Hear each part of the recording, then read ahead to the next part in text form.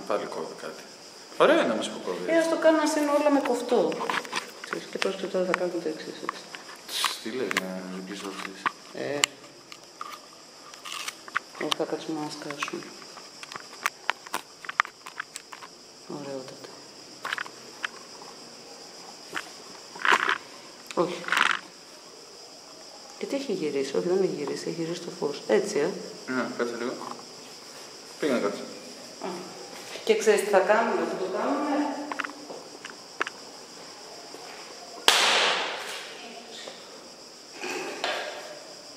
Sorry ρε, δικιά μου μαλακία. Τι δικιά σου μαλακία θα έπιασες αυτό. Όχι. Sorry που σου έξα τη βία. Όχι, έκανα μαλακία, δεν έπρεπε να την αφήσω εκεί. Περίμενα, ξέρεις πόσο εύκολα και μπροστά.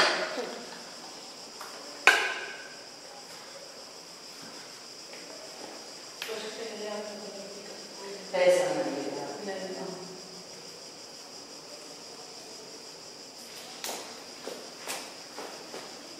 Δεν νομίζω ότι θα πάθει τίποτα.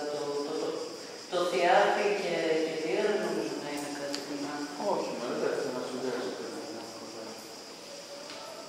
Ωραία, δεν είναι δύσκολες.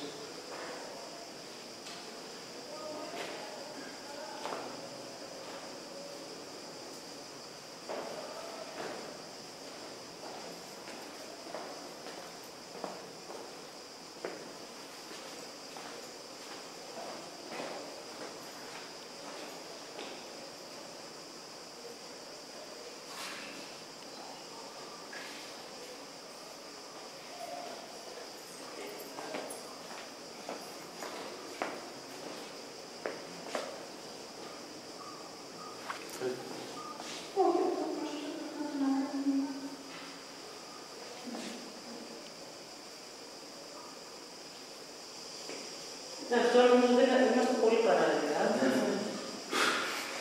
Και λίγο παραπάνω. Ωραία.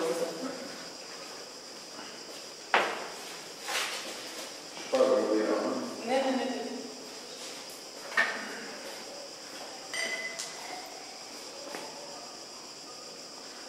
Ναι, οπότε.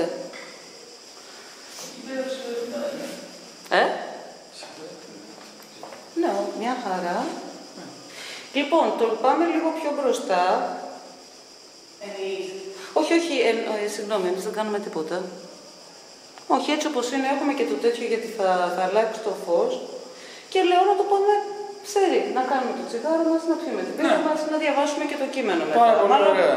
Πρώτα να κάνουμε την ώρα και μετά, και σαν έτσι θα σου φαίνεται πιο σωστό. Να κάνουμε πρώτα.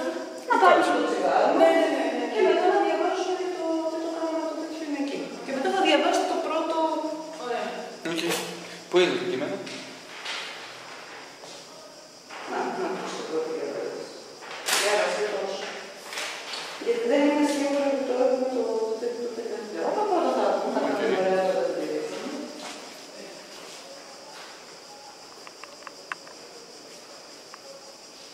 Γράφει ήδη.